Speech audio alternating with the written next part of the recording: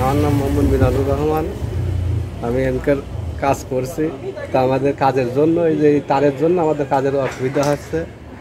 এই কাজ করতে আমাদের খুব অসুবিধা হচ্ছে। এই যে তার না খুললে আমরা কাজ করতে পারছি না, এবং কাজ করে দেখে তারের কী অবস্থা, যখন তখন আমার লেবারদের হচ্ছে অসুবিধা হতে পারে।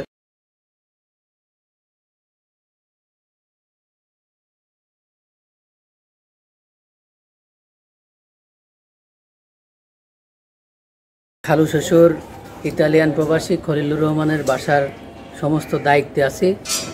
আমরা দীর্ঘদিন ধরে প্রায় 1.5 মাস ধরে এই বিল্ডিংয়ের কাজ শুরু করেছি, কিন্তু এই স্বপন সরকারের যে সার্ভিস তার গিয়েছে, এর কারণে আমাদের এই বিল্ডিংয়ের কাজের ব্যাহত হচ্ছে। আমরা ইতিমধ্যে অজপাটিক ঝিনাইদহ বিদ্যুৎ অফিসকে লিখিতভাবে জানিয়েছি, কিন্তু তারা কোনো সুরাহা করেনি।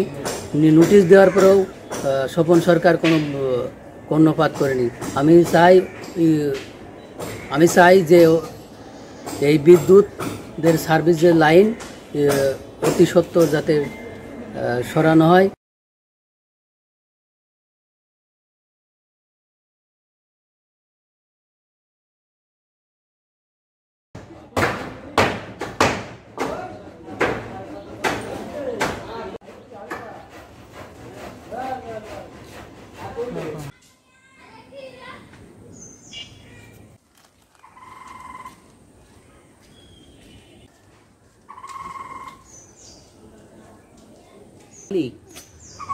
ঠিক হবে।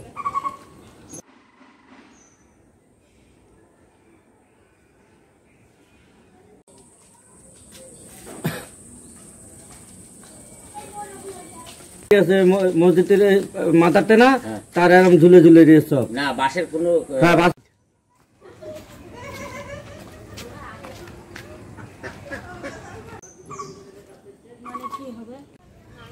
আমরা এই জায়গায় আমাদের খুব সমস্যা হয়, রাস্তা নিয়ে সমস্যা, আমাদের খাম্বা নিয়ে সমস্যা, মানসির জমির পাত্রে আমরা তার টেনে নিই, তার আমাদের সাথে গ্যাঞ্জাম করে।